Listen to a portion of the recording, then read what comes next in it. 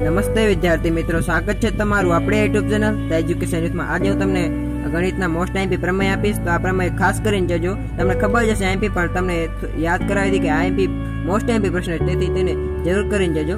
પહેલો છે સમપ્રમાણતાનું મૂળભૂત પ્રમેય, તે ચોપડીમાંથી હું તમને આપું છું, તો આપ ખાસ કરીને જજો। આ મોસ્ટ આઈએમપી પ્રશ્ન છે મિત્રો। બીજો પ્રમેય છે બે સમૃદ્ધ ત્રિકોણના ક્ષેત્રફળ તેમની બાજુઓના વર્ગના સમપ્રમાણમાં હોય છે। તેમાં મિત્રો વિકલ્પ 1 પૂછાઈ શકે છે, ત્રિકોણ લઘુ ત્રિકોણો છે।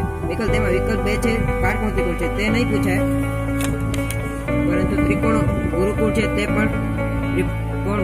છે તે પણ પૂછાઈ શકે છે, તેથી તમે તે બંને ખાસ કરી જોજો, લઘુકોણ અને ગુરુકોણ।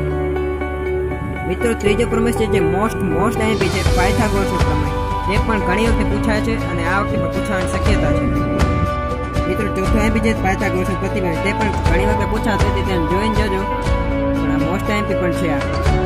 મિત્રો પાંચમો છે એપોલોનસ પ્રમેય। મિત્રો આમાં ખાસ ધ્યાન આપજો, કારણ કે આ પૂછાતો નથી, પણ તમે થોડું ધ્યાન દઈને જોજો, કારણ કે પૂછાઈ શકે છે, થોડાક પણ માર્ક્સ મેળવી લેજો પૂછાય।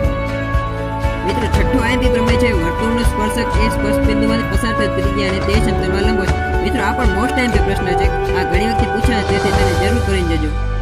મિત્રો છઠ્ઠો મોસ્ટ આઈએમપી છે વર્તુળના બહારના ભાગમાં આવેલા બિંદુમાંથી વર્તુળને દોરેલા સ્પર્શકોની લંબાઈ સમાન હોય છે। મિત્રો આ ઘણી વખતે પૂછાશે ને મોસ્ટ આઈએમપી છે, તેથી આને જરૂર કરીને જજો। આ 11માં આ વર્તુળ પાઠમાં મેં તમને આગળ આપ્યો ને આ મોસ્ટ આઈએમપી આ પ્રમેય છે, તેથી આને જરૂર કરીને જજો।